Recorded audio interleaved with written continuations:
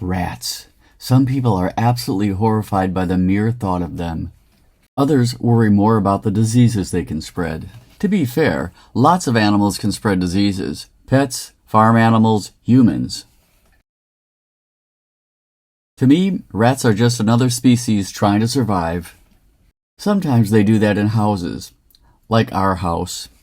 So we hired a pest control service. They cleaned out our crawl space. Don't get me started on how much I hate crawl spaces. A slab or a basement, please. They plugged up the holes and helped us get rid of any places rats or mice might nest, and put out bait stations. Of course, the bait is poisoned. I don't like to kill anything, but sorry, little guy. The city and county say, wrong place, wrong time.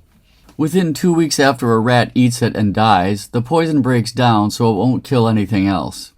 At least that's what's supposed to happen. The science seems to support that, and I really want to believe it. Rats don't like the scent of peppermint, citronella, clove, garlic, lavender, or rosemary, so we planted some of them. That pretty much took care of it for our property. But we live near greenbelts, a park, a grade school, a high school, a cemetery, and restaurants. Pretty nice for humans, also nice for wildlife and rats to find food and shelter. It doesn't take much. A rat can survive on a small amount of food, and rats eat almost anything. Fortunately, at least for us humans, almost every other animal and lots of birds eat rats. Though it's true that food attracts rats to a property, it's shelter that keeps them there. The pros call it harborage. Rats like it dark and hidden and not too cold. That's why rats are everywhere there are people, except Alberta, Canada. Alberta wraps around the cities of Calgary and Edmonton and has a population of about 4.3 million.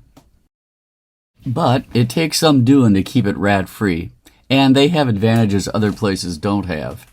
Rats can't survive the cold in the north or in the Rocky Mountains to the west. The south is mountainous and too sparsely populated for rats.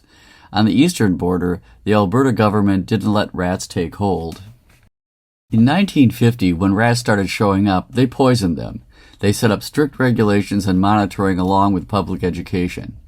I don't know what they spent at first, but each year I think they spend the equivalent of $372,000 US to keeping rats out. Pretty cheap compared to the damage and havoc rats can cause. For now, that's what it takes to keep rats out completely.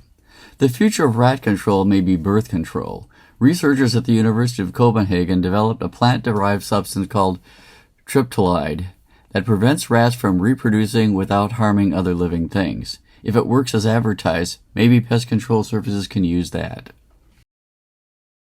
Feel free to chime in about rats in the comments section, especially if you're a scientist or pest control professional. Pass this cartoon around and see what your family, friends, and co-workers think. Movies by Martino. Small movies. Big fun.